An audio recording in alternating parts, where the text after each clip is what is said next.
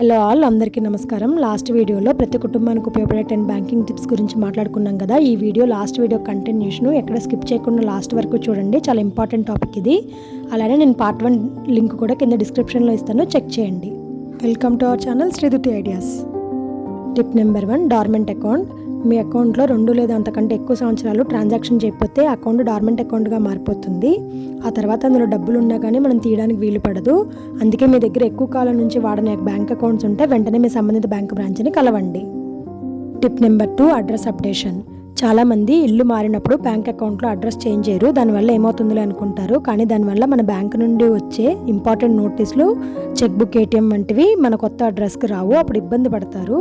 కాబట్టి మీరు ఇల్లు మారినప్పుడల్లా బ్యాంక్ అకౌంట్లో అడ్రస్ అప్డేట్ చేయించుకోవడం మంచిది. థర్డ్ టిప్, లాకర్ గురించి. మీకు బ్యాంక్ అకౌంట్లో లాకర్ ఉంటే ఈ టిప్ మీకోసమే. లాకర్కి వెళ్ళినప్పుడు ముందుగా మీ లాకర్లో ఉన్న వస్తువులను ఒకసారి మంచిగా చెక్ చేసుకోవాలి. తొందరపాటులో విలువైన వస్తువులు అక్కడ మర్చిపోకుండా జాగ్రత్త పడాలి. లాకర్ క్లోజ్ చేశాక కరెక్ట్గా లాక్ చేసామా లేదా అనేది చెక్ చేసుకోవాలి. అలాగే లాకర్ కీని భద్రంగా జాగ్రత్త పరచుకోవాలి. టిప్ నెంబర్ 4, ఈ ఎఫ్డి ఉంటే కనుక ఈ టిప్ మీకోసమే. చాలామంది ఎఫ్డి చేసిన తర్వాత ఆ రిసిప్ట్ని ఎక్కడో పెట్టి మర్చిపోతారు. కానీ ఆ రిసిప్ట్ పోతే చాలా ఇబ్బంది పడాల్సి వస్తుంది. అందుకే మీ ఎఫ్డి రిసిప్ట్ని చాలా జాగ్రత్తగా ఫైల్లో పెట్టుకోండి. ఒకవేళ మీ దగ్గర డిజిటల్ రిసిప్ట్ ఉంటే దాన్ని ఈమెయిల్లో సేవ్ చేసుకోండి. టిప్ నెంబర్ 5, మీరు క్రెడిట్ కార్డ్ వాడుతుంటే టిప్ మీకోసమే. చాలామంది క్రెడిట్ కార్డు బిల్లు చెల్లించడంలో ఆలస్యం చేస్తుంటారు. కానీ డ్యూ డేట్ దాటితే లేట్ ఫీజ్ అండ్ ఇంట్రెస్ట్ కూడా పడే అవకాశం ఉంటుంది. అంతేకాదు, మీరు క్రెడిట్ కార్డు బిల్స్ టైంకి కడితే మీ క్రెడిట్ హిస్టరీకి అండ్ సిబిల్ స్కోర్కి కూడా మంచిది. జాగ్రత్త పడండి. టిప్ నెంబర్ 6, ఏటీఎం నుంచి మీరు డబ్బులు డ్రా చేసినప్పుడు మీ అకౌంట్ డెబిట్ అయింది కానీ డబ్బులు మీ చేతికి రాలేదా? అయితే భయపడకండి. చాలా సందర్భాల్లో 24 గంటల లోపే మీ అకౌంట్ మళ్ళీ డబ్బులు రిటర్న్ వస్తాయి. ఒకవేళ 24 గంటలు గడిచినా మీ అకౌంట్కి డబ్బులు రాకపోతే వెంటనే సంబంధిత బ్యాంక్ బ్రాంచ్కి వెళ్ళి కంప్లైంట్ చేయండి, వచ్చేస్తాయి. టిప్ నెంబర్ 7, మీ ఏటీఎం లేదా క్రెడిట్ కార్డ్ పోయిందని తెలిసిన వెంటనే బ్లాక్ చేయించండి. చాలామంది కాసేపట్లో దొరుకుతుందిలే అని వదిలేస్తారు. కానీ ఆలోపే ఆ కార్డుని ఎవరైనా వాడవచ్చు. అందుకే వెంటనే బ్లాక్ చేయించడం మంచిది. టిప్ నెంబర్ 8, ఒకవేళ మీకు ఆన్లైన్ బ్యాంకింగ్ లేదా యూపీఐ ద్వారా మోసం జరిగితే అసలు ఆలస్యం చేయకండి.